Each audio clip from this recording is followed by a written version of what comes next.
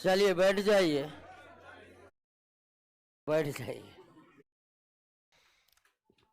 यानी कि आनुवंशिकी शब्द क्या है इसको तो हम शुरू क्लास में ही समझे थे, और ये भी समझे थे कि जेनेटिक्स को हम बिना क्रोमोसोम, डीएनए और जीन को समझे बिना समझ ही नहीं सकते। तो उसके बाद क्रोमोसोम क्या है, और उसी में डीएनए अणु पाए जाते हैं, और उसी का भाग जीन है जो आनुवंशिकी चैप्टर यानी जेनेटिक्स के लिए जिम्मेदार है। तो आप क्रोमोसोम क्या है, डीएनए क्या है, जीन क्या है तो समझ ही चुके हैं। जेनेटिक्स का कॉन्सेप्ट बनाने के लिए थोड़ा एक और चीज समझना है, और वो है वेरिएशन। वेरिएशन हिंदी में इसे कहते हैं विभिन्नता। वेरिएशन क्या है यह शब्द से ही आपको पता लग रहा होगा। विभिन्नता शब्द हम किस लिए उपयोग करते हैं, यह भली बात ही आप लोग जानते ही होंगे। तो विभिन्नता क्या है, तो ये तो शब्द में ही इसका अर्थ छुपा है, और आप निश्चित तौर पर जानते हैं विभिन्नता मतलब अलग अलग, एक समान नहीं। तो वेरिएशन का भी महत्वपूर्ण रोल है जेनेटिक्स में। विभिन्नता क्या है, तो एक जाति, जाति समझ रहे ना, एक ही प्रकार के जीव जो अपने में प्रजनन कर सके, अपने जैसे संतान उत्पन्न कर सके, उसे एक जाति कहते हैं। तो एक जाति से उत्पन्न सभी संतान क्या एक समान होते हैं? नहीं होते हैं। बहुत कुछ समान होते हैं, लेकिन फिर भी कुछ तो अंतर रहता है ना। है मानव को ही ले लीजिए कि अगर मानव भी एक जाति है और इनके सारे संतान मानव की तरह ही होते हैं, बहुत कुछ समानताएं होती हैं एक जाति से उत्पन्न संतानों के बीच, लेकिन फिर भी कुछ गुण तो अंतर रहते हैं, फिर भी कुछ गुण का अंतर रहता ही है। जुड़वा भी है, जुड़वा में भी लगभग गुण समान होते हैं, लेकिन फिर भी उनके आवाज में अंतर आ जाता है। तो एक जाति से उत्पन्न सभी संतान आपस में समान ही होते हैं, लेकिन उनमें कुछ गुणों को लेकर अंतर होता है, और उनमें कुछ गुणों को लेकर जो अंतर होता है, उत्पन्न सभी संतानों में कुछ गुणों को लेकर जो अंतर हो जाता है, उसे ही हम क्या कहते हैं? विभिन्नता कहते हैं। उसे ही क्या कहते हैं? विभिन्नता कहते हैं। तो विभिन्नता क्या है, तो एक जाति से उत्पन्न सभी संतान में लगभग सभी गुण समान होते हैं, लेकिन कुछ गुणों में भिन्नता पाई जाती है, और इसी भिन्नता को हम क्या कहते हैं? विभिन्नता कहते हैं। क्लियर हो गया, बात समझ गए ना, कोई दिक्कत नहीं। अब आप कहिएगा कि एक ही जाति से उत्पन्न सभी संतान में विभिन्नता आती कहां से है? तो विभिन्नता आती कहां से है, तो ये समझिए कि जनन दो प्रकार है। संतान उत्पन्न जो होते हैं, संतान उत्पन्न होते हैं किसके द्वारा उत्पन्न होते हैं? रिप्रोडक्शन के द्वारा। किसके द्वारा? रिप्रोडक्शन के द्वारा। रिप्रोडक्शन दो तरीके के होते हैं, कौन? सेक्सुअल और एसेक्सुअल, दोनों प्रकार के रिप्रोडक्शन आप पढ़ चुके हैं। तो जब भी विभिन्नता की बात आती है, ठीक है ना, जब भी विभिन्नता की बात आती है, तो विभिन्नता केवल और केवल किस रिप्रोडक्शन में होता है? Sexual reproduction. एसेक्सुअल रिप्रोडक्शन में विभिन्नता नहीं पाई जाती है। अलैंगिक जनन में विभिन्नता का क्या होता है? अभाव होता है। भिन्नता केवल और केवल लैंगिक जनन में पाया जाता है, सेक्सुअल रिप्रोडक्शन में पाया जाता है। तो यानी कि जो हम विभिन्नता की बात की है, जो उत्पन्न संतान में है, वो किस तरह के उत्पन्न संतान में है? सेक्सुअल। किस प्रकार के जनन में कोई विभिन्नता नहीं दिखेगा? एसेक्सुअल।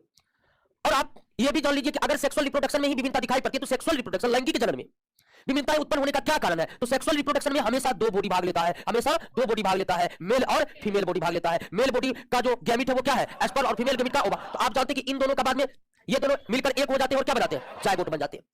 तो सेक्सुअल रिप्रोडक्शन लैंगिक जनन में विभिन्नताएं इसलिए उत्पन्न होती है कि लैंगिक जनन में दो अलग अलग प्रकार के गुण मिलकर एक होते हैं।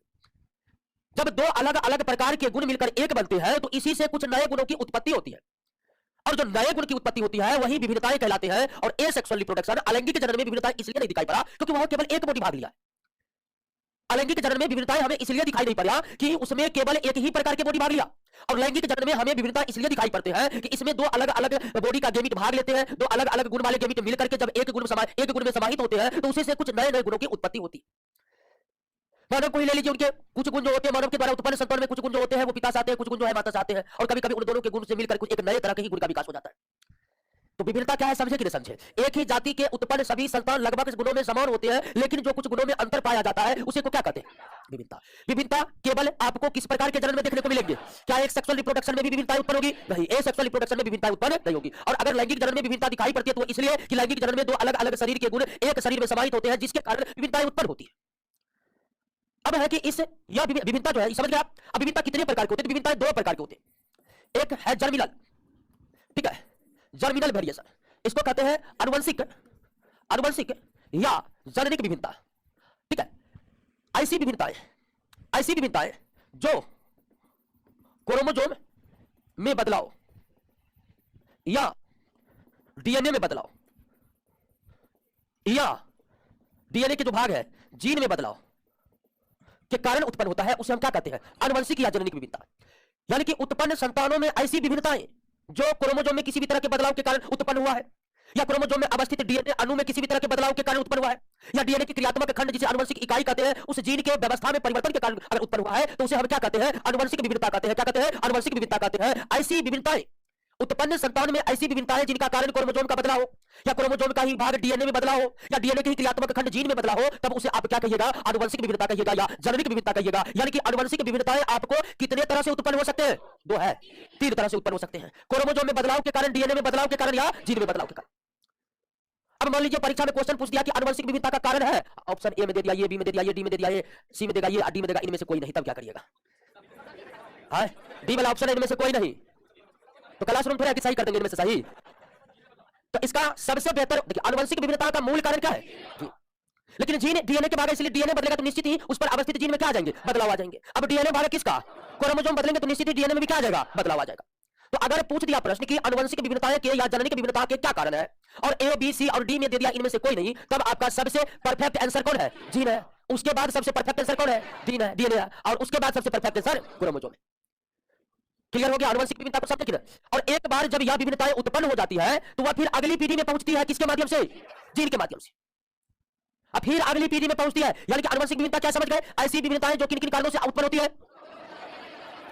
और एक बार जब संतान में आनुवंशिक विभिन्नताएं उत्पन्न हो जाती है तो वो आनुवंशिक विभिन्नताएं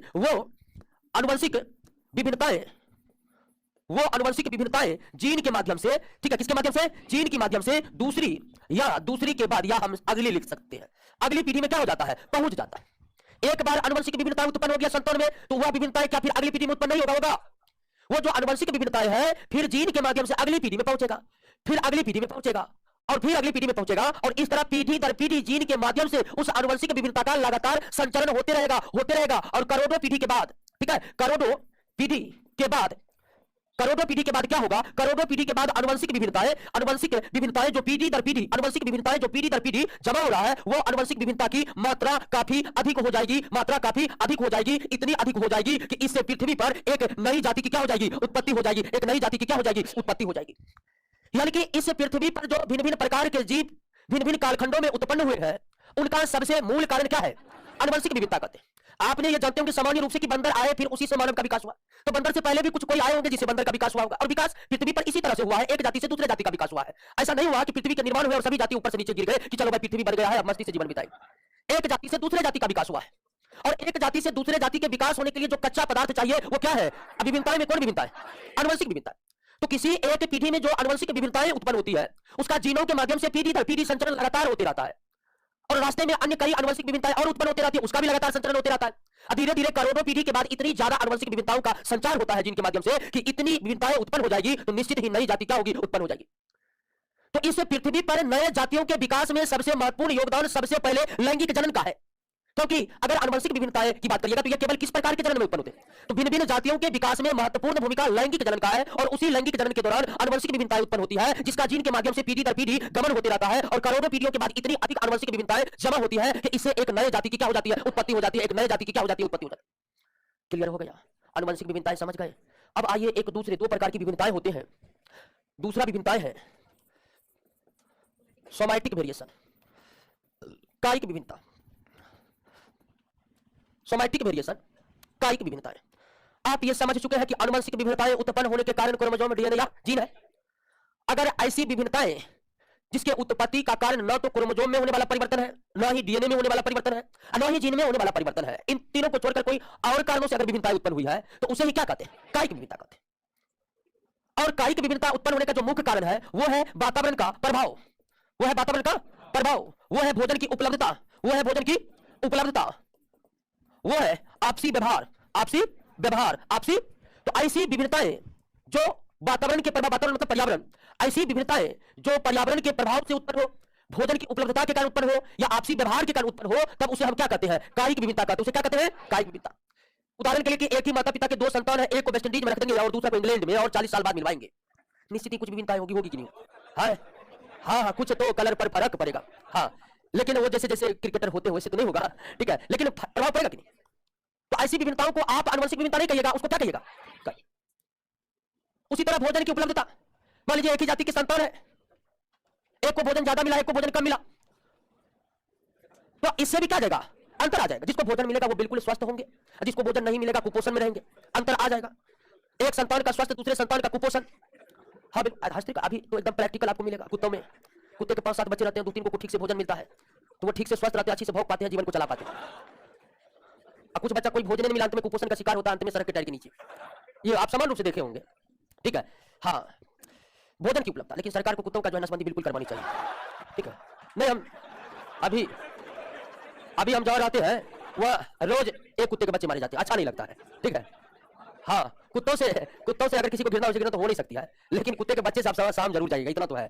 अब उसकी रोज मौत हो रही थी, इसीलिए हम बोले थे। तो आपसी व्यवहार के कारण भी काफी उत्पन्न हो जाते हैं, ठीक है ना। जैसे संतान और माता पिता में बहुत पता चल जाता है कि संतान के माता पिता यही होंगे, लेकिन एक संतान को बच्चे में किसी कहीं और दे आइए तो उसके व्यवहार भी उसी के समान हो जाता है। यानी कि एक माता पिता के संतान के बच्चे को बचपन में मान लीजिए कोई और गोद ले लिया, तो जो दंपति गोद लिया उनसे तो संतान में कोई मिलाप होगा नहीं, लेकिन अगर बच्चे में लंबे समय तक वक्त बिताएगा तो व्यवहार काफी मिलने लगते हैं, लगेगा कि इन्हीं के संतान है, और इस तरह की आनुवंशिक विभिन्नता रहती नहीं है उसमें, लगेगा कि आपको है इसमें। तो कार्य की विभिन्नता क्या है? तो एक बात आप यही कह सकते हैं कि जीन विभिन्नताओं का उत्पन्न होने का कारण क्रोमोसोम जीन डीएनए नहीं है, वो कार्य की विभिन्नता होगा। या ऐसी विभिन्नताओं जो वातावरण के प्रभाव के कारण, भोजन की उपलब्धता के कारण, आपसी व्यवहार के कारण उत्पन्न होता है, उसे हम क्या कहेंगे? और कार्य की विभिन्नता का कोई महत्व नहीं है, क्योंकि इसका पीढ़ी दर पीढ़ी संचरण नहीं होता है। कार्य की विभिन्नता का जेनेटिक्स में कोई महत्व नहीं है, क्योंकि इससे पहले जो आप आनुवंशिक विभिन्नता पढ़े, उस आनुवंशिक विभिन्नता का पीढ़ी दर पीढ़ी गमन हो रहा था। लेकिन कार्य की विभिन्नता का जीन के माध्यम से पीढ़ी दर पीढ़ी गमन नहीं होता है, अर्थात जेनेटिक्स में इसका कोई महत्व नहीं है, अर्थात नए जीव की उत्पत्ति में भी इसकी कोई भूमिका नहीं है। तो भूमिका है क्या? बस परीक्षा में इससे क्वेश्चन पूछा जा सकता है कि कार्य विभिन्नता उत्पन्न होने के क्या कारण है। तो आनुवंशिक विभिन्नता उत्पन्न होने के भी 3 कारण आपके सामने रखे। कार्य की विभिन्नता उत्पन्न होने के कई कारण हो सकते हैं, लेकिन उन 3 कारण नहीं हो सकते हैं जो आनुवंशिक विभिन्नता उत्पन्न होने के कारण है। क्लियर हो गया? विभिन्नता समझ गए दोस्तों, कोई दिक्कत नहीं ना। अब आते हैं जेनेटिक्स पर। आप जानते हैं कि ऐसे गुण जो पीढ़ी ऐसे गुण जो पीढ़ी दर पीढ़ी ऐसे गुण जो पीढ़ी दर पीढ़ी गमन करते हैं, पीढ़ी दर पीढ़ी गमन करते हैं, उसे हम क्या कहते हैं? आनुवंशिक गुण कहते हैं, उसे आनुवंशिक गुण कहते हैं। अंग्रेजी में कहते हैं हेरिडिटरी कैरेक्टर। तो ऐसे गुण जो पीढ़ी दर पीढ़ी गमन करते हैं उसे आनुवंशिक गुण कहते हैं, हेरिडिटरी कैरेक्टर कहते हैं। और कैसे गुण गमन करते हैं? अब तो कोई कंफ्यूजन है नहीं, जीनों के माध्यम से गमन करते हैं। ये जीन क्या है? आनुवंशिक इकाई या डीएनए अणु का क्रियात्मक खंड है। ये डीएनए क्या है? न्यूक्लिक एसिड जो क्रोमोसोम में पाए जाते हैं। तो आनुवंशिक गुण कैसे गमन करते हैं? तो जीन के माध्यम से। तो आप ये भी कह सकते हैं कि ऐसे गुण जो जीनों के माध्यम से पीढ़ी दर पीढ़ी गमन करते हैं उसे हम आनुवंशिक गुण कहते हैं, उसे हेरिडिटरी कैरेक्टर कहते हैं। और आनुवंशिक गुणों का पीढ़ी दर पीढ़ी गमन होना, गमन की जगह आप स्थानांतरण भी लिख सकते हैं। आनुवंशिक गुणों का पीढ़ी दर पीढ़ी गमन होना आनुवंशिकता कहलाता है। क्या कहलाता है? आनुवंशिकता कहलाता है। अंग्रेजी में हेरिडिटी कहलाता है। तो जो गुण जीन के माध्यम से एक पीढ़ी दूसरे पीढ़ी गया वो आनुवंशिक गुण कहलाया, हेरिडिटरी कैरेक्टर कहलाया। आनुवंशिक गुणों का पीढ़ी दर पीढ़ी गमन होने की प्रक्रिया को हम क्या कहें? आनुवंशिकता। और विज्ञान की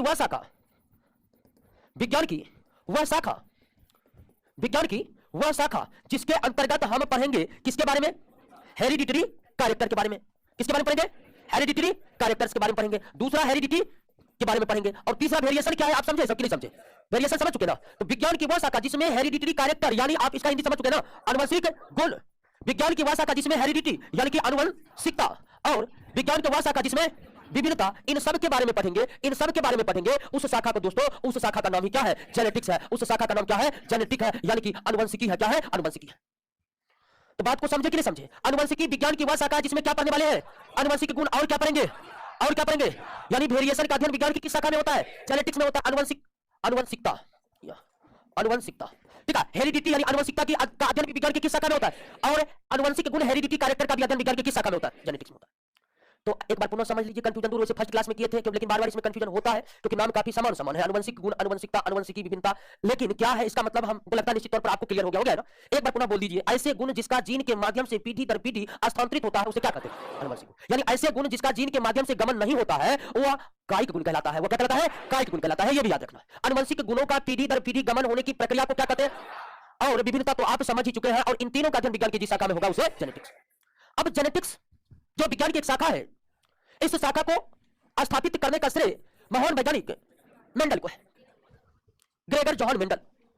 इन्हीं के एक्सपेरिमेंट से जो नियम स्थापित हुए वही जेनेटिक्स चैप्टर का आधार बना। अर्थात मेंडल के प्रयोग से पहले जेनेटिक्स नाम की कोई चैप्टर साइंस में नहीं थी।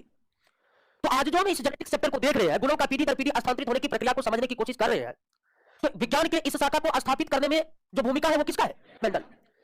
तो मेंडल क्या किए थे? तो सबसे पहले ध्यान दीजिए कि मेंडल ऑस्ट्रिया देश में एक जगह है ब्रून, वहां एक मठ थे, ईसाई धर्म से संबंधित मठ थे, और उसी मठ में वो पादरी थे। पादरी की भूमिका आप जानते होंगे ईसाई धर्म में क्या है। हाँ, हिंदू धर्म में जिस तरह पंडित की भूमिका होती है उसी तरह की भूमिका वहां होती है। तो मेंडल जो थे ऑस्ट्रेलिया देश के निवासी थे और एक छोटे से मठ के बहुत ही मामूली पादरी थे और धार्मिक कार्यों को संपन्न किया करते थे। लेकिन मेंडल को बागवानी में बहुत रुचियां थी, बहुत, जिसके कारण मेंडल ने अपने उसी मठ के बागवानी में, ठीक है, मठ के बागवानी में मटर के पौधे पर, किसके पौधे पर? मटर के पौधा पर कुछ एक्सपेरिमेंट किए, कुछ प्रयोग किए। और मेंडल के द्वारा अपने बागवानी में मटर के पौधे पर प्रयोग जिस वर्ष चालू किए वह वर्ष भी बड़ा महत्वपूर्ण है। और वो वर्ष महत्वपूर्ण इसलिए है कि वो वर्ष 1857 का था, जो भूला नहीं जा सकता। भारतीय इतिहास में क्या महत्व है इस वर्ष का निश्चित ही आप जानते होंगे, नहीं जानते तो आप जान जाइएगा। तो 1857 से लेकर के 1865 तक मेंडल ने अपने बागवानी में मटर के पौधे पर कुछ प्रयोग किए और उस प्रयोग के आधार पर कुछ निष्कर्ष निकाले, और उनके निष्कर्षों का जो प्रकाशन हुआ वो प्रकाशन हुआ 1866 में। 1866 में हुआ। और 1866 में मेंडल के निष्कर्षों का प्रकाशन कहां हुआ? तो उसी मठ का एक पत्रिका प्रकाशित होता था प्रतिवर्ष, जिसका नाम ही था natural historical society of Brunn. Natural historical society of Brunn Australia के द्वारा एक पत्रिका का प्रकाशन किया जाता था प्रतिवर्ष, और उसी संस्था के मठ के ये पादरी थे मेंडल। तो उन्होंने मेंडल के निष्कर्ष के अपने पत्रिका में 1866 में प्रकाशन हुआ। लेकिन 1866 में जब मेंडल के निष्कर्षों का प्रकाशन हुआ तो कोई वैज्ञानिक का ध्यान उस तरफ नहीं गया। कोई नहीं, उस मेंडल के निष्कर्षों पर कोई ध्यान नहीं दिया कि मेंडल ने क्या किया। अब मेंडल के इतने लंबे एक्सपेरिमेंट का जब 1866 में प्रकाशन हुआ तो आखिर कोई ने उस पर ध्यान क्यों नहीं दिया? तो इसके दो कारण थे। पहला जो सबसे प्रमुख कारण था कि 1859 में पूरे विश्व में एक और वैज्ञानिक थे जो पूरे तहलका मचा कर रख दिए थे, बायोलॉजी में पूरा उथल पुथल कर दिए थे, और उसका नाम है डार्विन। डार्विन ने अपनी एक पुस्तक प्रकाशित की 1859 में, बड़ी चर्चित पुस्तक है जी, ठीक है, origin of species. Origin of species, यह पुस्तक की चर्चा हम अगले चैप्टर इवोल्यूशन ऑफ लाइफ में करने वाले हैं। लेकिन 1859 में डार्विन ने एक पुस्तक प्रकाशित की ओरिजिन ऑफ स्पीसीज, जिसमें डार्विन ने यह जानकारी दिया कि भिन्न भिन्न जाति की उत्पत्ति इस पृथ्वी पर कैसे हुई। और बड़ी मान्य सिद्धांत है डार्विन का, आज भी आप जानते हैं। तो 1859 में पूरा उथल पुथल मच रहा था, जो वैज्ञानिक में डार्विन के सिद्धांत पर नजर कराए थे, और जब 1866 में इस मेंडल के कार्य का प्रकाशन हुआ तो कोई उस पर कोई ध्यान नहीं दिया, सब मेंडल इस डार्विन में व्यस्त थे। अब दूसरा कारण था कि वो पादरी थे, किसी को लग भी नहीं रहा था कि कुछ कर पाएंगे, ठीक है ना। पहला जो सबसे प्रमुख कारण था कि मेंडल के नियमों पर, निष्कर्षों पर कोई ध्यान नहीं गया अन्य वैज्ञानिकों का, सबसे बड़ा कारण तो डार्विन का species of origin of species का प्रकाशन है। और दूसरा कारण मेंडल का पादरी होना था, सब किसी को लग नहीं रहा था कि मेंडल इतने बड़े काम करेंगे। और अंततः दोस्तों, अंततः 1884 में क्या हुआ? बहुत दुखद घटना बना। मेंडल का क्या हो गया? निधन हो गया। पादरी थे, पादरी ही रह गए, कोई उपलब्धि हासिल नहीं हुई उन्हें, अपने जीते जी। उसके बाद 34 वर्ष बाद, मेंडल के देहांत के 34 वर्ष बाद कैसा समय आ गया?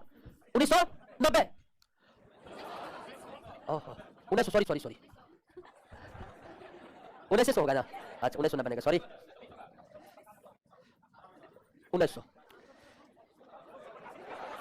अच्छा एक मिनट डेट मिस्टेक हो रहा। अच्छा डेट पर नहीं जाते हैं, ठीक है, हटा देते। एक मिनट देखिए नोट, 1984 में। अच्छा निधन के, सॉरी यहाँ पर मिस्टेक ये हुआ है, समझ आ गया। प्रकाशन की चौथी, सॉरी, हाँ निधन की चौथी। प्रकाशन कब हुआ था? 1866 में। 1866 में डेट एकदम पूरा, एकदम डेट का बड़ी महत्व है। कई बार मतलब इसमें पूछा है मेंडल के कार्यों का प्रकाशन किस वर्ष हुआ, ओरिजिन ऑफ स्पीसीज का प्रकाशन किस वर्ष हुआ। तो निधन के नहीं, मेंडल के निष्कर्ष के प्रकाशन के 1884 में तो मेंडल का निधन हो गया और उन्हें जितनी कोई उपलब्धि हासिल हुई नहीं अपने कार्यों को लेकर। और प्रकाशन के 34 साल बाद प्रकाशन हुआ था आपको 1866 में। इसके 34 साल बाद यानी कि 1900 ईस्वी में 3 वैज्ञानिक को आप याद कीजिए। 3 वैज्ञानिक में है हुगो डिब्रीज, दूसरा है कार्ल कोरेंस और इरिक वन शेरमार्क में टी साइलेंट आता है इनके नाम में। तो 34 साल बाद 1990 में हुगो डिब्रीज, कार्ल कोरेंस और इरिक वन शेरमार्क, ये 3 वैज्ञानिक मटर के ही पौधे पर प्रयोग किए और अलग अलग प्रयोग करते। तीनों वैज्ञानिक अलग अलग देश के थे और सब अपने देश में स्वतंत्र रूप से मटर के पौधे पर ही प्रयोग करके निष्कर्ष निकाले थे। जब इन तीनों वैज्ञानिक अलग अलग मटर के पौधे पर किए गए प्रयोग के आधार पर, जो आनुवंशिकी से रिलेटेड प्रयोग है, 3 वैज्ञानिक अपने देश में अलग अलग स्वतंत्र रूप से जो मटर के पौधे पर आनुवंशिकी के संबंध में जो प्रयोग किए और उससे जो निष्कर्ष निकला, वह निष्कर्ष का इन लोगों ने मिलकर प्रकाशन करना चाहा। उसी दरमियान इन तीनों का नजर गया किसके? मेंडल के प्रयोगों पर। और सबसे आश्चर्यजनक बात यह थी कि इन तीनों वैज्ञानिकों को मटर के पौधे पर अलग अलग किए गए प्रयोगों के आधार पर जो निष्कर्ष निकले थे वो निष्कर्ष सेम टू सेम मेंडल के निष्कर्षों से मिल गया। सेम टू सेम मेंडल के निष्कर्षों से मिल गया। तो बड़ी आश्चर्य हुआ इन तीनों वैज्ञानिकों को कि जो कार्य हम करके उपलब्धि हासिल करना चाहते हैं वो तो 34 साल पहले ही हो चुका है, लेकिन लोगों का ध्यान उस पर नहीं गया। तो अब इन तीनों वैज्ञानिकों ने ठाना कि नहीं, अब हम अपने निष्कर्षों को प्रकाशित नहीं करेंगे। मेंडल ने 1866 में जो निष्कर्ष को प्रकाशित किया था उसी को एक बार फिर से उन्हीं के नाम से प्रकाशित करेंगे। तब इन तीनों वैज्ञानिकों ने मिलकर 1866 में जो मेंडल के मटर के पौधों पर आनुवंशिकी के संबंध में जो रिसर्च किए गए थे, प्रयोग किए गए थे, उसको फिर से प्रकाशित किया। और उसको प्रकाशित करने के बाद उनके नियमों को मान्यता मिली और उसके बाद ही स्थापित हुआ क्या दोस्तों उसके बाद ही स्थापित हुआ क्या? जेनेटिक्स। और जेनेटिक्स के पिता कौन कहलाए? मेंडल कहलाए। तो यानी कि सबसे बड़ी बात यहां पर यह है कि जिस व्यक्ति को जीते जी कोई उपलब्धि हासिल नहीं हुआ, मरने के बाद वो पिता बने। ठीक है, तो जेनेटिक्स जो विज्ञान की एक शाखा है उसका जनक कौन कहलाते हैं? मेंडल कहलाते हैं। या आनुवंशिकी के पिता कौन कहलाते हैं? मेंडल कहलाते हैं, क्योंकि इन्हीं के निष्कर्षों के आधार पर ही इसकी स्थापना हुई, जेनेटिक्स की स्थापना।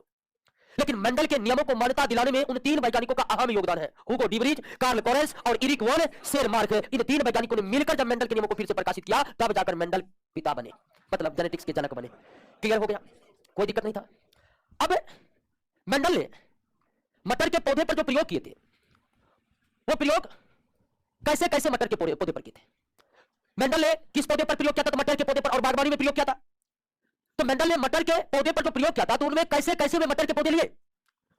तो मेंडल ने अपने प्रयोग के लिए 7 जोड़ी, कितने? 7 जोड़ी विपरीत गुण वाले मटर के पौधे का चयन किया। मेंडल ने अपना प्रयोग किस पौधे पर किया? मटर के पौधे पर। और सारा मटर का पौधा एक जैसा नहीं होता है, समझे? सारा मटर का पौधा जैसा भिन्न भिन्न टाइप की किस्म होती है। जैसे आम की विभिन्न किस्म है ना, मालदह है, गुलाब खास है, बम्बैया है, ठीक है। अगर 1000 किस्म है भारत में, आम के 1000 किस्म है, हाँ तो बोलना चालू कीजिए, बोल नहीं पाइएगा, ठीक है। तो उस तरह मटर के भी कई किस्म होते हैं, मटर के भी कई किस्म होते हैं। तो कई किस्में मटर, मेंडल ने 7 जोड़ी विपरीत गुण वाले मटर का पौधे का चयन किया। और जिन 7 जोड़ी विपरीत गुण वाले मटर के पौधे का चयन किया गया वो 7 जोड़ी कौन कौन से गुण था? तो पहला गुण था तने की ऊंचाई। तने की ऊंचाई में एक उन्होंने लंबा तना वाला लिया और एक बौना छोटा। अब आप कहिएगा हमारी यहाँ मटर तो रेंग कर चलते हैं, मेंडल को लंबा बौना कहां मिल गया क्या? तो उसी अनुपात में हम लंबा बौना की बात कर रहे हैं। तो पहले उन्होंने किसी गुण पर ध्यान दिया? तने की ऊंचाई पर दिया उन्होंने, एक लंबा मटर का पौधा लिया और एक बौना मटर का पौधा लिया और उनके बीच आपस में क्या करवाया? प्रजनन करवाया। उसके बीच आपस में क्या करवाया और उसका जो रिजल्ट आया उसका वो अध्ययन किया। फिर उन्होंने बीज को देखा, बीज का रंग और बीज का आकार। उसके बाद उन्होंने फली यानी मटर की फली को देखा, फली का रंग और फली का आकार। और उसके बाद उन्होंने फूल को देखा और फूल के रंग और फूल की स्थिति या आकार भी कह सकते हैं। तो 7 जोड़ी विपरीत गुण हो गया, तने की ऊंचाई, बीज का रंग, बीज का आकार, फली का रंग, फली का आकार, फूल का रंग, फूल की स्थिति। ये 2 अलग अलग विपरीत गुण है, ठीक है। रंग में पीला और हरा, आकार में गोलाकार और जोड़ीदार। तो 7 जोड़ी विपरीत गुण हो गए कि हो गए? तने की, बीज का, फली का, फूल का, फूल की। तो मेंडल ने किस पौधे पर अपना प्रयोग किए? उन्होंने मटर के पौधे पर कितने जोड़ी विपरीत गुण? 7 जोड़ी विपरीत गुणों वाले पौधे को लेकर आपस में उन्होंने क्या करवाया? प्रजनन करवाया और उनसे जो मटर के पौधे बने उसका वो अध्ययन किया। और इन 7 जोड़ी विपरीत गुणों वाले मटर के पौधे को लेकर जो मेंडल ने प्रयोग किए, 7 जोड़ी विपरीत गुण वाले मटर के पौधे को लेकर जो प्रयोग किए उसमें मेंडल को पूर्ण सफलता हासिल हुई। पूर्ण सफलता यानी कि वो जो सोच कर, ध्यान दीजिए, मेंडल जो सोच करके प्रयोग कर रहे थे उसमें उन्हें पूर्ण सफलता हासिल हुई। और मेंडल के पूर्ण सफलता होने का क्या कारण था? मेंडल को अपने प्रयोगों में पूर्ण सफलता हासिल क्यों हुई? तो मेंडल को अपने प्रयोगों में पूर्ण सफलता हासिल होने का जो सबसे बड़ा कारण था वो सबसे बड़ा कारण यही था कि उन्होंने मटर के पौधे का चयन किया। इसलिए उन्हें असफलता प्राप्त हुई। कोई और पौधे का चयन करते तो उन्हें उतनी सफलता नहीं प्राप्त होती जितनी मटर के पौधे पर हुआ। और मेंडल ने मटर के पौधे का ही चयन क्यों किया? इसका सबसे बड़ा कारण था कि मटर के पौधे में कई विपरीत गुण स्पष्ट होते। मेंडल के सफलता का मुख्य कारण क्या था? मटर के पौधे का चयन करना। और मेंडल ने मटर का ही पौधे का चयन क्यों किया? तो उसका सबसे बड़ा कारण जो है कि वो मटर के पौधे में विपरीत गुण पूरी तरह से स्पष्ट होते। विपरीत गुण पूरी तरह स्पष्ट होने का कारण है, क्या मतलब है कि तने की ऊंचाई में उन्होंने कौन से विपरीत गुणों को लिए? लंबा और बौना। लंबा और, तो मटर के पौधे में बात यह है कि जो लंबा है जो बौना है। ऐसा नहीं कि बीच में मझोला मिल जाएगा, आपका दिमाग चकरा जाएगा। मझोला मतलब नहीं समझे? चलिए, अरे नहीं भी समझे तो भी समझ जाएगी, समझ गए क्या? कोई दिक्कत है ना? तो ये मतलब कि विपरीत गुण स्पष्ट होते हैं, मतलब आपको अस्पष्टता कहीं पर नहीं दिखाई देगा। जैसे जो बीज का रंग लाल है, सॉरी पीला है, हरा है, बीच में आपको कोई चितकबरा रंग का बीज नहीं मिलेगा। चितकबरा समझ रहे ना? धब्बेदार वाले कई रंगों का धब्बा, तो यह हुआ कि विपरीत गुणों का स्पष्ट होना। तो मेंडल के सफलता का मुख्य कारण क्या था कि उन्होंने मटर के पौधे का चयन किया, और मटर के पौधे का ही चयन करने का कारण सबसे बड़ा यह था कि मटर के पौधे में कई विपरीत गुण होते थे, साथ है, और वो भी पूरी अस्पष्ट होते। और भी कई कारण थे मेंडल के सफलता का। मेंडल के सफलता का जो मुख्य कारण थे वो पॉइंट वाइज दिया हुआ, उसको पढ़ के एक बार देखिए तो आप समझ रहे हैं कि नहीं।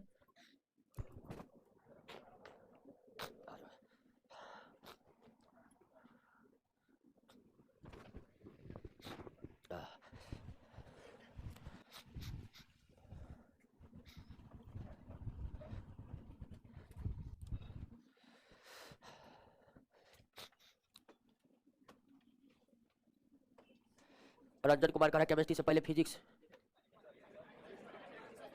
जिसको पढ़ना है हमारे ऐप पर तो फ्री क्लास चल रहा है फिजिक्स का। क्या? और जब बंद होगा चल रहा है तो पढ़ सकते हैं ना, पर इसलिए नहीं रहा कि ये बंद होगा। क्या कहिए दोस्तों, मेंडल को समझे, कारण को समझे, कोई दिक्कत नहीं ना। आइए, तो मेंडल से क्लियर हो गया, परिचय मिल गया क्या क्या किए। अब मेंडल के जो एक्सपेरिमेंट है उसमें पहला एक्सपेरिमेंट पर आइए।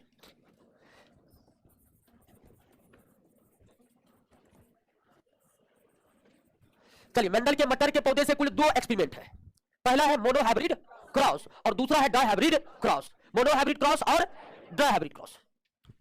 तो आइए सबसे पहले मोनोहाइब्रिड क्रॉस पर, ठीक है ना। मोनोहाइब्रिड क्रॉस, अब मोनोहाइब्रिड क्रॉस क्या है, सबसे पहले इसी को समझना है कि मोनोहाइब्रिड क्रॉस है क्या। तो मेंडल ने एक जोड़ी विपरीत गुण वाले मटर के पौधों के बीच क्रॉस को ही क्या कहा जाता है, मोनोहाइब्रिड क्रॉस कहा जाता है। एक जोड़ी विपरीत गुण वाले मटर के पौधे के बीच होने वाले क्रॉस को ही क्या कहते हैं। अब क्रॉस का मतलब यह आपस में प्रजनन होना है, ठीक है ना। यानी एक लंबा मटर का पौधा है, यानी एक संकर क्रॉस में एक जोड़ी विपरीत गुण था, और वो एक जोड़ी विपरीत गुण क्या था, लंबा मटर का पौधा, और इसका क्रॉस हुआ किसके साथ, बौना मटर के पौधा से। क्रॉस होने का मतलब है कि इनके बीच आपस में क्या हुआ, प्रजनन हुआ। एक का पोलिन ग्रेड का इस्तेमाल किया गया और दूसरे के ओवा का इस्तेमाल किया गया, और पोलिनेशन यहां पर मेंडल अपने हाथों से करवाए हैं। कृत्रिम परागण की प्रक्रिया करवाई गई थी। मेंडल ने अपने प्रयोगों पर मटर के पौधे पर कौन सा परागण होने दिया, यानी कृत्रिम परागण होने दिया, यानी कृत्रिम परागण वो करवाए, ये भी समझ लीजिए। तो क्रॉस का मतलब क्या हुआ, ये बात आप समझ रहे हैं ना। सर क्या हुआ, पंखा चला के गर्मी लगेगा क्या, सर्दी से परेशान है, ठीक है। सोच रहे हैं दवाई खा लेंगे एंटीबॉडी फिर बनेगा नहीं क्या। सलाह देने वाला का तो कोई कमी नहीं, जो आ रहा है वही सलाह है, ठीक है। हाँ हाँ, हल्दी में दूध दीजिए, उसको पीजिए, गर्म पानी पीजिए, ये करिए वो करिए।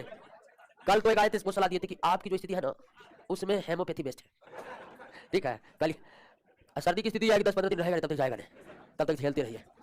आइए दोस्तों, मटर का पौधा तो मोनोहाइब्रिड क्रॉस क्या है ये बात समझ लेना, कोई दिक्कत नहीं ना। अब ध्यान दीजिए कि मटर के पौधा पर जो क्रॉस करवाया तो उसमें एक लिया लंबा मटर का पौधा और एक लिया क्या, बौना मटर का पौधा।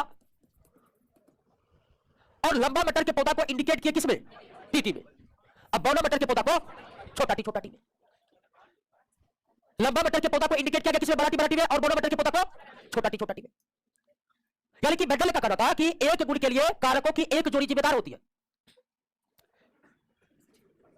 समझे कि नहीं समझे, इससे पहले जो बताया वो समझोगे ना। चलिए, ये नहीं समझेगा तो कोई दिक्कत नहीं, लेकिन जो समझ रहे अच्छी बात है समझिए, जो नहीं समझे कोई दिक्कत आपसे परीक्षा में नहीं पूछा जाएगा, टेंशन फ्री रहिए। क्रॉस हुआ लंबा मटर के पौधा में और बौना मटर के पौधा को। लंबा मटर के पौधा को मेंडल ने किसमें इंडिकेट किया, और ये खुद मेंडल ने ही इस अक्षर का प्रयोग किया, यानी कि कोई और किया इसके लिए प्रयोग। मेंडल ने खुद लंबा पौधा को बराटी में इंडिकेट किया, और मेंडल का कहना था कि आप जानते हैं कि लक्षण के लिए जिम्मेदार कौन होता है, जीन। इसमें कोई दिक्कत नहीं है, किसी भी लक्षण के लिए जिम्मेदार कौन होते हैं, जीन होते हैं। तो मेंडल के समय जीन की कोई खोज नहीं हुई थी, मेंडल के समय जीन की खोज या जीन का कोई कॉन्सेप्ट नहीं था। लेकिन मेंडल ने कहा कि प्रत्येक लक्षण के लिए कारकों की एक जोड़ी जिम्मेदार होती है। मतलब कि एक मटर का पौधा लंबा है, वो लंबा इसलिए है कि उसके कोशिका में 2 फैक्टर है, 2 कारक है, जिसके कारण वो क्या है, और उस 2 कारक को वो किसमें इंडिकेट किया। आगे चलकर जोहानसन ने मेंडल के कारक शब्द को ही क्या नाम दिया, जीन नाम दिया। यानी एक मटर का पौधा लंबा है तो उसमें लंबा करने वाले जीन है। और जब आपको हम जीन के बारे में बता रहे थे तो बताए थे कि जीन जोड़ा में कार्य करता है, तो लंबा है उसके लिए 2 जीन जिम्मेदार होगा या एक जोड़ी जीन जिम्मेदार होगा, और जो एक जोड़ी जीन जिम्मेदार है उसको हम किसमें इंडिकेट किया, बराटी में। और एक बौना मटर का पौधा है तो बौना के लिए भी एक जीन जिम्मेदार होगा, और बौना के लिए जो जीन जिम्मेदार है वो एक जोड़ी होगा, और एक जोड़ी को छोटा टी। क्लियर, आप समझे कि नहीं समझे। यानी कि ये जो जीन है, जीन जिसके कारण क्या है, ये भी जीन है, जीन जिसके कारण क्या है। मेंडल ने जीन का इस्तेमाल नहीं किया था, फैक्टर का इस्तेमाल किया था, कारक का इस्तेमाल किया था। आगे चलकर जॉनसन ने कारक को क्या नाम दिया, जीन नाम दिया।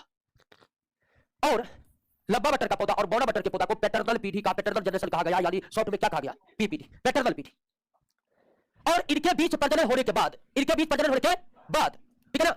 अब शॉर्ट में लिख देंगे तो आपको पता चल जाएगा कैसा पौधा है। और ये कौन पीढ़ी है? पी पीढ़ी मतलब अब इसके बीच जो क्रॉस होगा, इसके बीच क्रॉस होगा, और क्रॉस होने में यानी कि क्रॉस मतलब समझ गए ना। अब जो बटर का पौधा, इस पीढ़ी से जो बटर का पौधा उत्पन्न हुआ, इस पीढ़ी का जो बटर का पौधा उत्पन्न हुआ वो कहलाया क्या? F1 पीढ़ी। वो क्या कहलाया? F1 पीढ़ी कहलाया।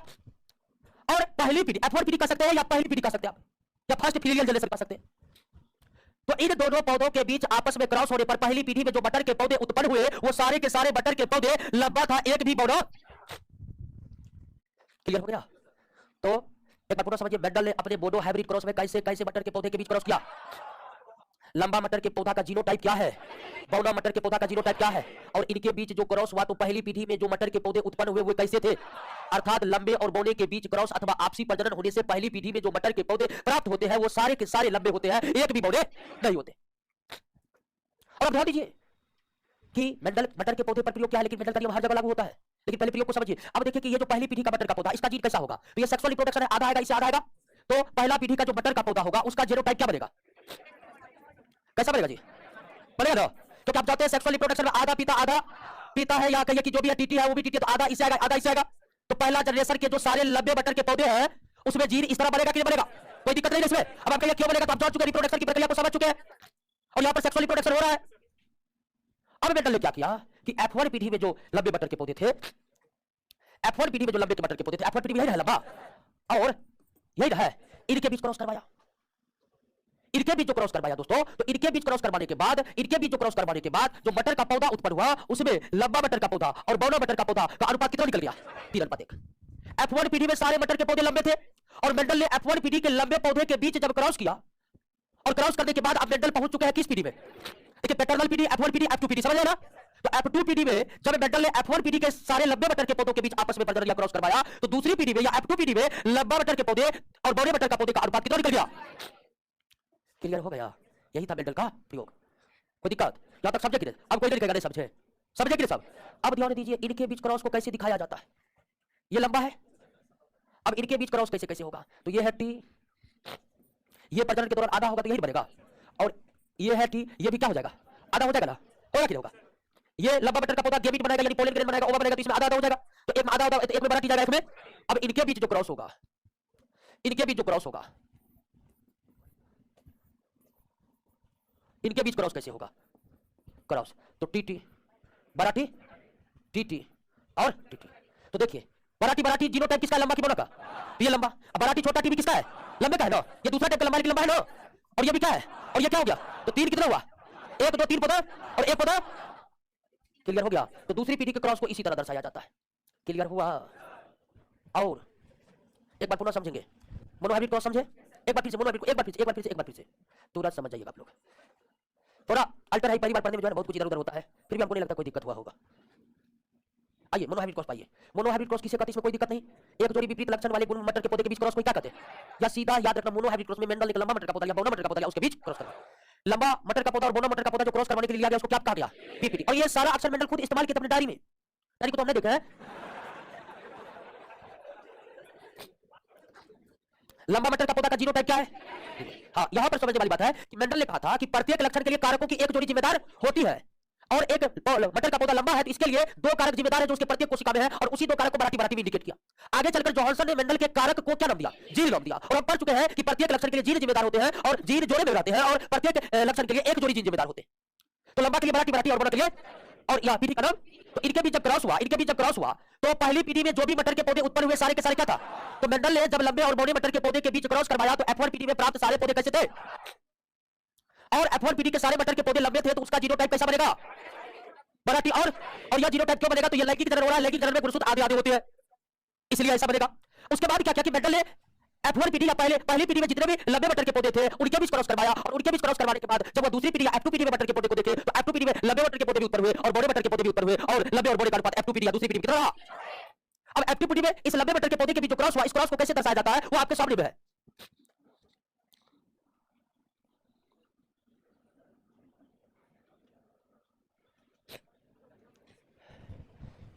क्लियर? कोई दिक्कत नहीं ना? तो मोनोहाइब्रिड क्रॉस समझ गए? कोई दिक्कत? अब ध्यान दीजिए, मेंडल के मोनो हाइब्रिड क्रॉस में एक है आपका फेनोटाइप रेशियो। फेनोटाइप रेशियो इसको कहते हैं लक्षण प्ररूपी अनुपात। दूसरा है जीनोटाइप रेशियो, जीन प्ररूप अनुपात। और ये दोनों ही अनुपात रिलेटेड है किस पीढ़ी से? F2 पीढ़ी से, F1 पीढ़ी का नहीं। तो मेंडल के मोनो हाइब्रिड क्रॉस में फेनोटाइप रेशियो 3:1 हुआ, 3:1, और जीनोटाइप रेशियो 1:2:1 रहा। अब इसको समझना कि लक्षण प्ररूपी, यानी कि आपसे सीधा क्वेश्चन आएगा, या आप समझ लीजिए मेंडल के मोनो हाइब्रिड क्रॉस में लक्षण प्ररूपी अनुपात कितना था, और मेंडल के मोनो हाइब्रिड क्रॉस में जीन प्ररूपी अनुपात कितना था? 1:2:1। और लक्षण प्ररूपी और जीन प्ररूपी अनुपात का संबंध दूसरी पीढ़ी में है, पहले पीढ़ी में तो सारे लंबे ही थे। तो ये दोनों अनुपात का संबंध F2 पीढ़ी से है। तो आपको दो तरह से क्वेश्चन पूछ सकता है कि मेंडल के मोनो हाइब्रिड क्रॉस का लक्षण प्ररूपी अनुपात कितना है?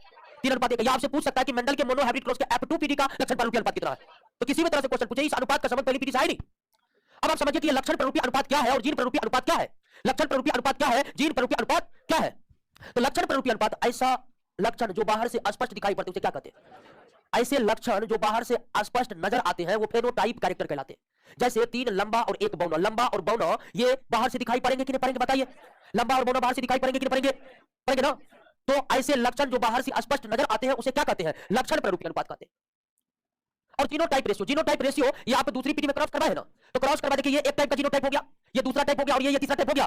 तो एक जीनोटाइप है बड़ा टी बड़ा टी, दो जीनोटाइप है बड़ा टी छोटा टी, और एक जीनोटाइप है छोटा टी। इसी अनुपात को कहा जाता है 1:2:1। तो मोनो हाइब्रिड क्रॉस समझे, कोई दिक्कत नहीं ना। अब मेंडल ने अपने इस मोनो हाइब्रिड क्रॉस के आधार पर क्या क्या हुआ, क्लियर है? सीधा बात है, लंबा बौना बीच क्रॉस हुआ, पहली पीढ़ी में सब लंबा, दूसरी पीढ़ी में लंबा बौना दोनों, लंबा बौना 3:1। खेल खत्म। क्या इससे क्या कोई दिक्कत है? सिर्फ जेनोटाइप याद रखना है कि किस पौधा का जेनोटाइप क्या है। दूसरे में लंबा बड़ा टी बौना छोटा टी, हाइब्रिड बड़ा टी छोटा टी, कोई दिक्कत नहीं। अब मेंडल ने अपने मोनो हाइब्रिड क्रॉस पर, ठीक है, मेंडल ने मोनो हाइब्रिड क्रॉस के आधार पर 3 नियमों का प्रतिपादन किए जिसे मेंडल के आनुवंशिकता का नियम कहा जाता है। मेंडल ने अपने मोनो हाइब्रिड क्रॉस के आधार पर कितने आनुवंशिकता के नियम प्रतिपादित किए? 3। तो आइए उस नियम को समझ लेते हैं। वो नियम थे law of unit character, law of unit character, इसको कहते हैं इकाई लक्षण के नियम। तो लॉ ऑफ यूनिट कैरेक्टर, इकाई लक्षणों का नियम, मेंडल के मोनो हाइब्रिड क्रॉस से प्राप्त परिणामों के आधार पर है। अब इकाई लक्षण का नियम क्या कहता है?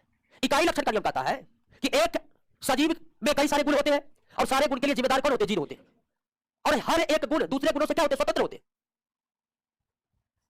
तो जीवों में पाए जाने वाले ऐसे लक्षण या गुण जिसका कारण कोई ना कोई जीन है, उसे क्या कहते हैं?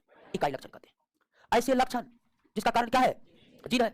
या ऐसे लक्षण जो किसी दूसरे लक्षण से स्वतंत्र है, उसे क्या कहते हैं? इकाई लक्षण कहते हैं। इकाई लक्षण का नियम जानने से पहले इकाई लक्षण है क्या, इसको दो तरह से आप कह सकते हैं। ऐसे लक्षण जिसके लिए जीन जिम्मेदार है वो क्या है?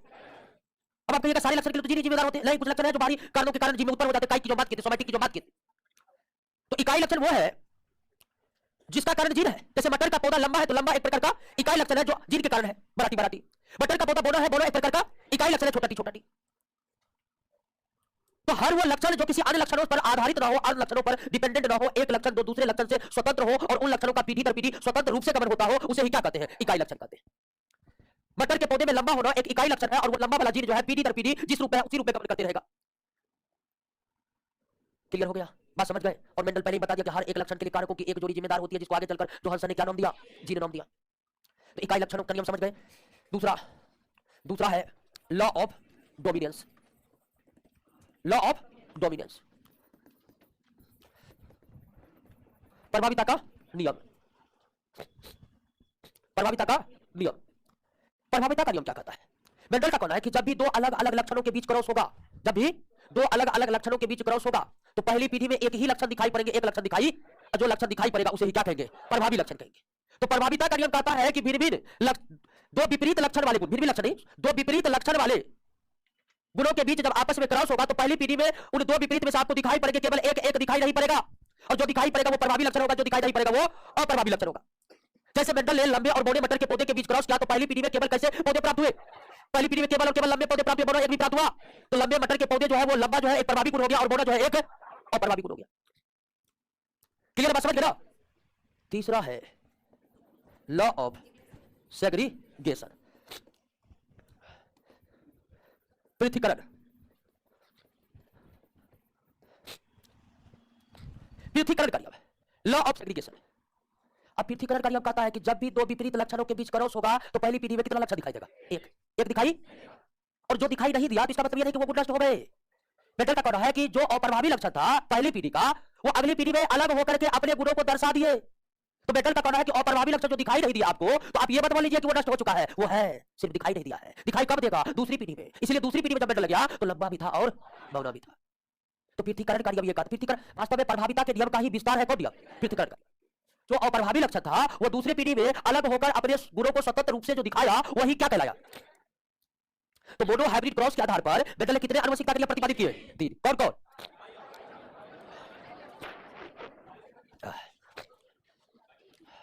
क्लियर हुआ? तो मोनो हाइब्रिड क्रॉस समझ गए। डाई हाइब्रिड क्रॉस तो इससे भी हार्ड है। हेलो, अब तो दोस्तों हम रहेंगे नहीं। कल क्लास है मेरा, 1 मिनट सुनिए ना। चलिए क्लास को यहीं पर एंड करते हैं और थोड़ा सा बात सुन लीजिए। डाई हाइब्रिड क्रॉस पर आज नहीं जा पाएंगे क्योंकि जाएंगे फिर ऊपर ऊपर होने लगेगा।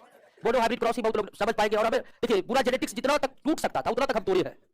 ठीक है, तो ऐसा होता है कि पहली बार में आपको समझ में नहीं आया। ऐसा हमको भी हुआ था, हम भी बायोलॉजी पढ़ रहे थे शुरुआत में। तो पहली बार क्लास करने गए, कुछ नहीं समझे, फिर दूसरी बार पढ़े, तीसरी बार में समझे। तो हमको तो पता था कौन-कौन समझ में नहीं आता था, क्या-क्या नहीं आता था, तो वो आपको क्लियर करके बताए। तो निश्चित तौर पर आप जेनेटिक्स समझे होंगे, नहीं समझे होंगे तो पहले जितना समझे थे उससे तो बेहतर जरूर समझ गए होंगे। इतना तो है, ठीक है ना? और एक दो बार पढ़िएगा पूरा समझ में आएगा। पूरा समझना भी नहीं है, सिर्फ क्वेश्चन याद करना बता रहे, ठीक है? अब देखिए, कल तो मेरा क्लास है, लेकिन आप लोगों की क्लास में कल रोशन सर का क्लास है, मेरा तो होगा नहीं। अब परसों हम रहेंगे नहीं पटना में। और तो अब तो हमें मतलब शायद 1 जनवरी को, 1 या 2 तारीख को शायद छुट्टी रहेगा। 1 तारीख को संडे, तो 1 तारीख को तो छुट्टी रहेगा, एक नया साल का छुट्टी रहेगा। और 2 तारीख को भी छुट्टी रहेगा। तो अगला क्लास 3 तारीख को ही चलेगा। अगला मतलब मेरा अगला क्लास, ठीक है? आपका क्लास कल भी है, आपका क्लास परसों भी है, ठीक है ना? 31 तारीख तक क्लास है, 1 को और 2 को ही छुट्टी रहेगा नए साल का। तो अगला क्लास 3 तारीख का, यानी तो कैंपस में कुछ अगर छुट्टी का घोषणा अगर रूम मालिक की तरफ से हुआ कि इतने दिन तक कैंपस को बंद रखना है, तो वो अलग स्थिति बनेगी। तो अब 3 तारीख को तो खुलेगा, उसी में क्लास होगा। यानी कि अब हम अगला क्लास 1 या 2 तारीख के बाद लेंगे, ठीक है ना? कल मेरा क्लास है, लेकिन आप लोग क्लास में तो है नहीं, ठीक है? और परसों हम रहेंगे, परसों सिर्फ रोशन सर का ही क्लास होगा, तो हम रहेंगे नहीं। तो मिलेंगे अगले साल ही आपकी क्लास में। और तो सबको नए साल की मुबारक हमारी तरफ से, ठीक है? और ध्यान दीजिए, हमारी ईश्वर से यही विनती रहेगी। वैसे ईश्वर की ज्यादा आराधना हम कर नहीं पाते हैं, क्योंकि अब वैसे भी एक सबसे बड़ी प्रश्न है कि कर्म ही पूजा है। ये सिद्धांत हिंदू धर्म का सिद्धांत है, और एक सिद्धांत है हिंदू धर्म के संप्रदाय में बटा होगा, आप जानते होंगे, वो अलग बात है। तो फिर भी जब भी अगर नया साल में हमें ईश्वर से मुलाकात करने का मौका मिला, तो हम यही विनती करेंगे कि इस साल आपके जीवन का पटना का अंतिम साल हो, इस साल आपको नौकरी मिल जाए, ठीक है? और ये भी बता देते हैं कि ईश्वर भी मेहनत करने वालों को साथ देता है, ठीक है? यानी कि निश्चित तौर पर हमको अगर ईश्वर की आराधना करने का मौका मिला तो हम आपके लिए बस यही मांगेंगे ईश्वर से, ठीक है? और आप भी हमारे लिए कुछ मांग लीजिए, और क्या,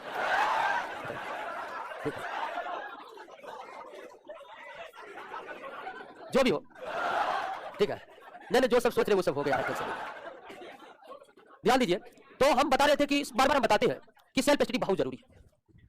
तो हम यही कहेंगे, ठीक है? हम यही कहेंगे कि 1 जनवरी को भी सेल्फ स्टडी कर लीजिएगा, हमारी विशेष रिक्वेस्ट है, ठीक है? ताकि आपको नया साल में आभास रहे कि आप दरोगा की तैयारी करने वाले। बहुत अभी शिथिल पड़ गया है, उपस्थिति कम हो गई है, हालांकि कई कारण होते हैं अनुपस्थिति के, बहुत ऑनलाइन लोग जुड़े हुए हैं। तो फिर भी नए साल में आप याद रखिएगा कि आपको दरोगा बनना है, आपको 20,000 क्वेश्चन रटना है। ये भी याद रखिए, पढ़ने का मतलब पढ़ने से नहीं है दोस्तों, 20,000 क्वेश्चन से। और हमको लगता है कि अभी 7,000 क्वेश्चन तक डिस्पैच हो गया है आपकी बैच में, रोशन सर और हमारे द्वारा, ठीक है? तो नए साल में यही शपथ लीजिए कि जो चैप्टर समाप्त होगा उसका पूरा ऑब्जेक्टिव याद रहेगा। और ये शपथ नहीं लीजिएगा तो हम पूरा दिल से करें दरोगा नहीं बन पाइएगा, ठीक है ना? ये बहुत जरूरी है। अरे पेपर लीक करते इसलिए तो बोले 100 में 100 बनाना है। और किससे बनेगा? सिर्फ आपसे बनेगा, क्योंकि 20,000 क्वेश्चन सिर्फ आपके पास जाएगा, ये गारंटी है। और इस पर अगर किसी को विश्वास नहीं है तो नोट हमारा ओपन मार्केट में है, देख लीजिए, लेकिन रटना तो है आपको। तो मिलते हैं नए साल में दोस्तों, ठीक है? नए साल में मिलते हैं, मिलिए। चलिए, सन्नी, आनंद, प्रमोद कुमार, पीयूष, सभी ऑनलाइन जुड़े लोगों को बहुत बहुत धन्यवाद। आशीष राज, पल्लवी दत्ता, सुभाग कुमार, सोनू कुमार, नाजरे आलम, रंजन कुमार, चांद बिंद, सुबोध कुमार, सुबोध। ये जेनेटिक्स ऑनलाइन वाले बोले, बताइएगा जेनेटिक्स चैप्टर कैसा रहा आपके लिए। और 1 मिनट बाद तो भूल बताना भूल गए, 2 क्लास बच गया, वीडियो डलवा देंगे, आप लोग देख लीजिएगा, कोई दिक्कत नहीं। एक डायबिट क्रॉस का बचा हुआ और क्वेश्चन का वीडियो डलवा देंगे, सबके लिए ओपन में डलवाएंगे, तो देख लीजिएगा। और अगले क्लास में हम 15 चैप्टर स्टार्ट करेंगे। हाँ, 13 तो जेनेटिक्स का वीडियो डलवाएंगे ना, कोई दिक्कत होगा तो फिर हम क्लास लेंगे, ऐसा कुछ नहीं है, दिक्कत कोई भी होगा क्लियर करेंगे। तो वीडियो डलवा देंगे आपके बैच में, देख लीजिएगा। जिनका ऑनलाइन जुड़ा हुआ नहीं वो दोस्तों के मोबाइल में देख लीजिएगा, डलवा देंगे। Happy new year. बोल दीपेन, क्या बोले समझ, सुने ना? इसके पास शायद 2 ही क्लास है।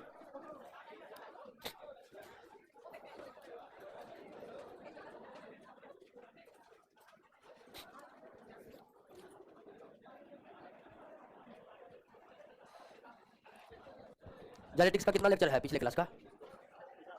हाँ, जो भी है देख लीजिएगा, डलवा दीजिएगा।